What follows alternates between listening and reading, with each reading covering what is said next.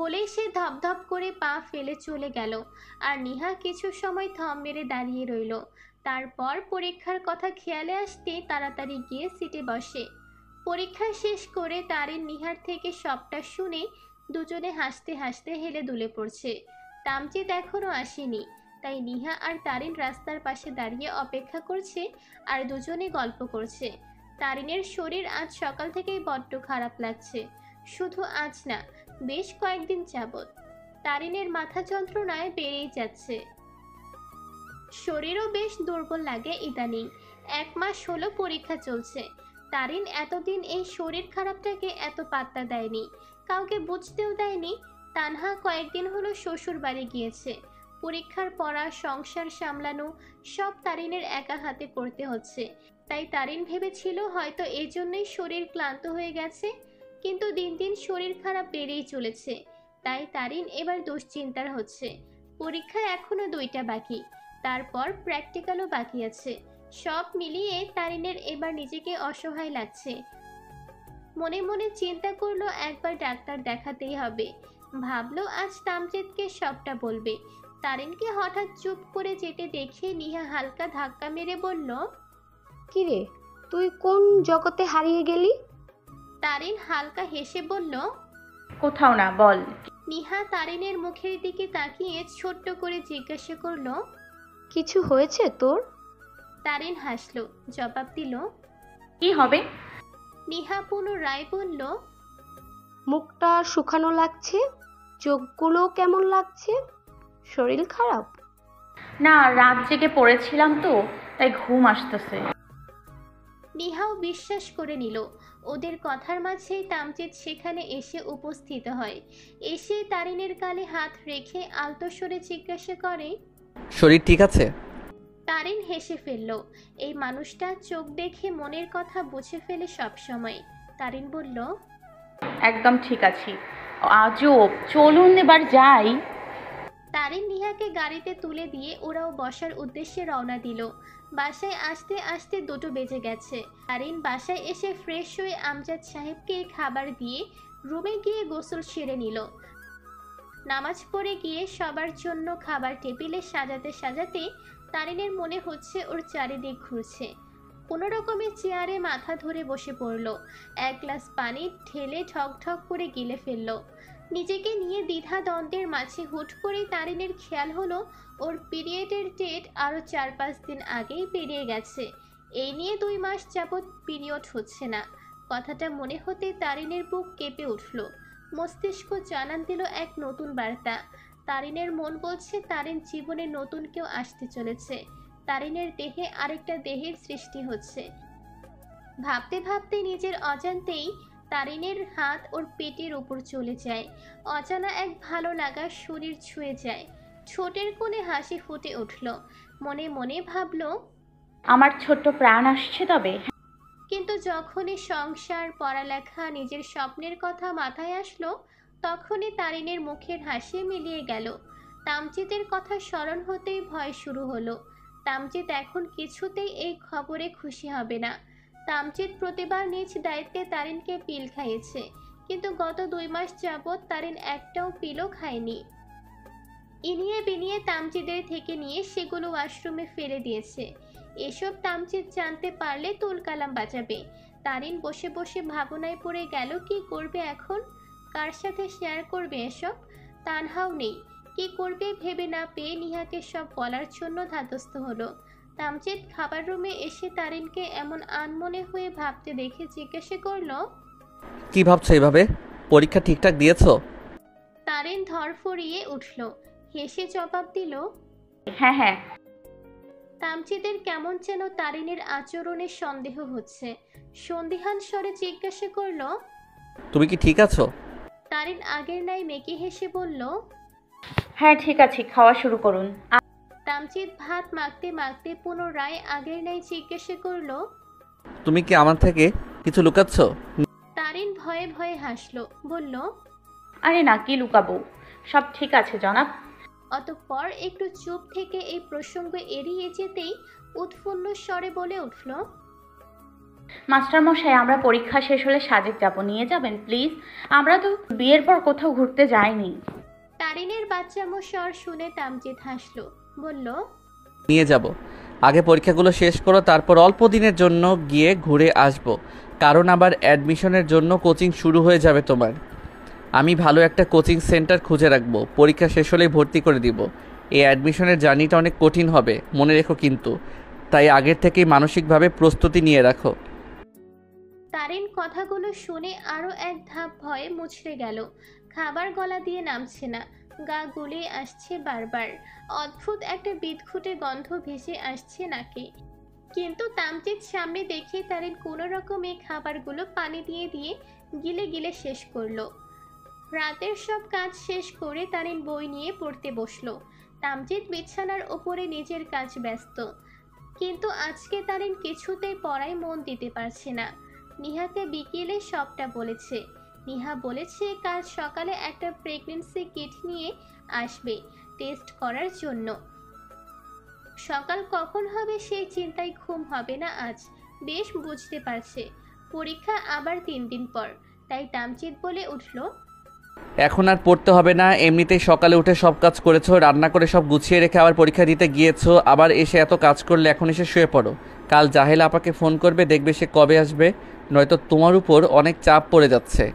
তামজিৎ প্রতি উত্তরে কিছুই বলল না, শুধু ছোট্ট করে বলল, ঠিক আছে। বলে বই গুছিয়ে রাখলো। বিছানা ছেড়ে দুজনে একসাথে শুয়ে পড়ল। তামজিৎ তারিনকে বুকে টেনে নিয়ে কপালে চুমু খেয়ে বলল, ঘুমাও, আমি মাথায় হাত বুলিয়ে দিচ্ছি। তারিন চোখ বন্ধ করে নিল ঠিকই, কিন্তু কিছুতেই ঘুম আসছে না, বরং হাঁসফাঁস লাগছে। সকালে নামাজ পড়ে তারিন কিছুক্ষণ পড়ালেখা করে নিত্যদিনের মতো কাজে লেগে পড়ল। সারা রাত ছটফটিয়ে পার করেছে। সবার জন্য নাস্তা বানিয়ে টেবিলে রাখলো। এর মাঝে নিজে 1 কাপ চা খেয়ে নিল। মাথায় ভীষণ যন্ত্রণা হচ্ছে। তামজিদের কাজ আছে, তাই আগে নাস্তা খেয়ে বেরিয়ে গেল। যাওয়ার সময় তারিনকে বারবার সাবধান করে দিয়ে গেছে। আমজাদ সাহেবকেও বলে গেছে একটু খেয়াল রাখতে। তামজিদ চলে যেতেই তারিন নিহাকে কল দিয়ে তাড়াতাড়ি আসতে বলে। প্রায় 1 ঘন্টার পর নিহা আসে। তারিনকে সবটা বুঝিয়ে দিয়ে ওয়াশরুমে ঢুকিয়ে দেয়, সাথে বলে, চিন্তা করিস না, যা হবে ভালোর জন্য হবে, আল্লাহর উপর ভরসা রাখ। আধা ঘন্টা হবে তারিন এখনো ভেতরেই। এদিকে নিহা চিন্তায় হাঁসফাঁস করতে করতে দরজা ধাক্কা দিয়ে বলে, তুই ঠিক আছিস তো তারু? এখনো বের হচ্ছিস না কেন? ভেতর থেকে কোনো সারা শব্দ না আসাতে নিহা আরো ভয় পেয়ে যায়। তারিন ঠিক আছে কিনা এই ভেবে চিন্তায় হাত পা ঠান্ডা হয়ে আসছে। এর মধ্যেই তারিন দরজা খুলে বের হতেই নিহা আগে কয়েকটা ঝাড়ি মেরে রাগ ছেড়ে নিল। তারপর জিজ্ঞাসা করলো, কিউটটা কোথায়? তারিন নিহার সামনে কিটটা ধরতেই দেখলো সেটা পজিটিভ দেখাচ্ছে। দেখে নিহা খুশিতে লাফিয়ে উঠে তারিনকে জড়িয়ে ধরে, চেঁচিয়ে বলতে লাগলো, আমি খালামণি হব দোষ। আলহামদুলিল্লাহ আলহামদুলিল্লাহ আলহামদুলিল্লাহ। এক্ষুনি দুলাবাইরে একটা ফোন দিয়ে খুশির খবরটা দেই। তারিন নিশ্চুপ হয়ে আছে। ওর চোখ থেকে পানি পড়ছে। এটা কষ্টের কান্না না, খুশির কান্না। মা হওয়ার খুশি, নতুন প্রাণ দেহে বয়ে বেড়ানোর খুশি।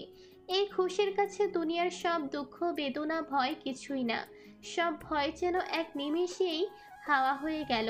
তারিন নিহাকে বলল, বাসায় আসুক, সারপ্রাইজ দিব, এখন বলার দরকার নেই। নিহাও সেটা বুঝলো। অনেকক্ষণ তারিনের সাথে গল্পগুজব করে ফোন আসতেই বাসায় চলে গেল। তারিন খুশিতে দিশেহারা হয়ে কি করবে ভেবে পাচ্ছে না। ভাবলো তামজিদকে একটা বড়সড় সারপ্রাইজ দিবে, তাই সব কাজ শেষ করে গোসল করে নিল। তামজিদের পছন্দের রঙের একটা শাড়ি পরলো, চুলগুলো ছেড়ে রাখলো পিঠ জুড়ে, হাতে চুড়ি পরলো ম্যাচিং করে, হালকা পাতলা সেজে নিল। তামজিদকে ফোন করে জানতে পারলো তামজিদ রাস্তায় আছে, তাই ড্রয়িং রুমে বসে দরজার বেল পড়ার জন্য অপেক্ষা করতে লাগলো। প্রায় আধ ঘন্টা পর দরজার বেল পড়তেই তারিন তড়িঘড়ি করে গিয়ে দরজা খুলতেই তামজিদ অবাক হয়ে গেল। বিস্ময়ে চোখের পাতা ফেলতে ভুলে গেল মুহূর্তেই। একবার তারিনের উপর থেকে নিচ অবধি দেখে বিস্মিত স্বরে বলে উঠল, মাশাআল্লাহ, আকাশের চাঁদ আমার ঘরে নেমে এসেছে আজ। বলেই তারিনের কপালে বড় করে চুমু খেলো। পুনরায় বিস্মিত স্বরে জিজ্ঞাসা করল, কি ব্যাপার, আজ এভাবে আমার হাড় দুর্বল করে দেওয়ার জন্য প্রস্তুত হয়ে আছো কেন? তারিন হাসলো, উত্তর দিল না। তামচিতের হাতের ব্যাগটা এনে টেবিলে রাখলো। তামচিত দরজা লাগিয়ে ভেতরে ঢুকতেই তারিন এক গ্লাস পানি সামনে দিয়ে বলল, একটা গুড নিউজ দেওয়ার আছে, তাড়াতাড়ি ফ্রেশ হয়ে নামাজ পড়ে নিন, তারপর দিব। তামচিত গ্লাসের পানিটুকু শেষ করতেই তারিন গ্লাসটাকে রেখে তামচিদের সামনে যেতেই তামচিত তারিনকে কাছে টেনে তারিনের নাকে নাক ঘষে বলল, আমাকে পাগল করার ধান্দায় নেমেছো? পুরানো পাগলকে নতুন করে পাগল করার কি আছে? তামচিত হেসে তারিনের ঘাড়ে মুখ কুঁচতেই তারিন ধাক্কা মেরে সরিয়ে দিয়ে বলল, তাড়াতাড়ি যা বলেছি তা করুন, আমি আর অপেক্ষা করতে পারছি না। তারপর তামচিতকে ধাক্কাতে ধাক্কাতে জামা কাপড় হাতে ধরিয়ে দিয়ে ওয়াশরুমে ঢুকিয়ে দিল। তামচিতের গোসল নামাজ শেষ হতে তারিন তামচিতকে টেনে বেলকনিতে নিয়ে গেল। তারিনের হাত দুটো পেছনে। তামচিত সেদিকে খেয়াল করে জিজ্ঞাসা করে, এবার বলো কি গুড নিউজ? তারিন লাজুক হাসলো, বলল, চোখ বন্ধ করুন। তামচিতও সাথে সাথে চোখ বন্ধ করে নিল। সেকেন্ডের মাথায় কপালে তারিনের নরম ঠোঁটের স্পর্শ পেয়ে বলল, নিজেকে সামলানো বড্ড কঠিন করে ফেলছো আমার চাঁদ। তারিন শব্দ করেই হাসলো। প্রেগনেন্সি কিটটা তামচিতের চোখের সামনে ধরে বলল, এবার চোখ খুলুন। তামচিত ফট করে চোখ খুলতেই সামনে থাকা পজিটিভ কিটটা দেখে যেন ওর মাথায় বাজ ভেঙে পড়ল। চোখে মুখে থাকা হাসি আর আনন্দটা মুহূর্তই রাগ পরিণত হলো। তামচিদের মুখের রিয়াকশন দেখে তারিনের মুখের হাসিটাও গায়েব হয়ে গেল। তামচিত রাগী স্বরে প্রশ্ন করল, এটা কি? তারিন ভয় পেলেও নিজেকে সামলে নিল। হাসি মুখে উত্তর দিল, আপনি বাবা হতে যাচ্ছেন মাস্টার মশাই। তারিনের কথা শেষ হতে না হতেই তামচিত সপাতে একটা থাপ্পড় বসিয়ে দিল তারিনের গালে। তারিনের বাহু চেপে ধরে রাগে চেঁচিয়ে বলে উঠল, এসব কি? হ্যাঁ, এসব কি করে হলো? তোমাকে আমি বারবার করে বলেছিলাম এখন কোনো রকম রিস্ক না নিতে, তবুও তুমি আমার কথা শুনলে না। আমার কথার কোনো গুরুত্ব নেই তোমার কাছে। আমার এত এত স্যাক্রিফাইস, স্বপ্ন তুমি এভাবে মাটিতে মিশিয়ে দিলে। একদম ঠিক করনি তারিন, একদম না। আমার সব বিশ্বাস ভরসা শেষ করে দিলে। আমি কিছুতেই তোমাকে ক্ষমা করব না। আজ থেকে তুমি আর আমার কোনো রকম সাপোর্ট পাবে না, একদম পাবে না। তারিন হতভম্ব হয়ে তামচিতের দিকে তাকিয়ে আছে। তামচিতের চোখ থেকে পানি ঝরছে। কথাগুলো শেষ করেই তামচিত এক মুহূর্ত দাঁড়ালো না, হনহনিয়ে চলে গেল বাড়ির বাইরে। তামচিত চলে যেতেই তারিন দেয়াল ঘেঁষে বসে পড়ল ধপ করে। চোখ থেকে টপ টপ করে পানি পড়ছে। এত এত খুশির স্বপ্ন এক মুহূর্তেই নষ্ট হয়ে গেল। তাহলে কি আজ থেকে তারিন সব হারালো? কোনো নতুন ঝড়ের মুখোমুখি হতে চলল জীবন? মা হবার সুসংবাদ দিতেই আমার স্বামী আমার গালে সজোরে একটা থাপ্পড় বসিয়ে দিল। আচ্ছা, এটা কি ভাগ্য নাকি নিজের দোষের শাস্তি? তারিন ভেবে পাচ্ছে না। দেয়াল ঘেঁষে দুই হাঁটু ভেঙে মেঝেতে বসে আছে তারিন। চোখ থেকে টপ টপ করে পানি ঝরছে। গালের এক পাশটা লাল হয়ে আছে ইতিমধ্যেই। ঠোঁট দুটো কাঁপছে বেগতিক হারে। শরীরও কাঁপছে খানিকটা। মাথা ঝিম ধরে আছে। শখের সাজটা এখন চোখের পানিতে সারা মুখে লেপ্টে একাকার অবস্থা। চোখের পলকে এত এত স্বপ্ন, খুশি সব ধূলিসাৎ হয়ে গেল। এই তো মিনিট কয়েক আগের কথা। তারিনের মনে কত স্বপ্ন ছিল আর কত খুশি ছিল, আর এখন সবটাই অতীত, সবটা বিষাক্ত। তারিন নিঃশব্দে কাছে। এর মধ্যেই রুমে চাহেলা দৌড়ে আসলো। এসে সারা রুমে তারিনকে দেখতে না পেয়ে চিৎকার করে বলতে শুরু করলো, আপামনি, তুমি কই? ভাইজানের চিৎকার শুনলাম, তারপর দেখলাম ভাইজান রাইগা মাইগা কই জানি গেল গা। তুমি ঠিক আছো নি? তোমারে দেহি রুমে দেহি না, তোমাকে কি হইছে? সব ঠিক আছে নি? তারিন শুনলো ঠিকই, কিন্তু উত্তর দিতে পারল না। এবার শব্দ করে কান্না বেরিয়ে আসলো। তারিনের কান্নার শব্দ কানে আসতেই চাহিলা বেলকনিতে দৌড়ে গিয়ে তারিনকে বিধ্বস্ত অবস্থায় দেখে আঁতকে উঠল। জাহেলা জোরে চিৎকার করে আতঙ্কিত গলায় বলল, আয় হায়, তোমার এমন পাগলের মতো অবস্থা কেন? আফামনি, কি হয়েছে তোমার? বলেই তারিনের পাশে বসল। তারিনের থুতনি ধরে মাথা দাঁড় করিয়ে চোখের পানিগুলো 2 হাতে মুছে দিতে দিতে হতবম্ব হয়ে বলে উঠল, কান্দে না বইন, তোমার কি হইছে কও? ভাইজান কি রাগ হইছে তোমার লগে? থাক, কাইন্দ না। মাথা গরম কইরা 2-1 কথা কইছে, মাথা ঠান্ডা হইলে সব ঠিক হইয়া যাইব।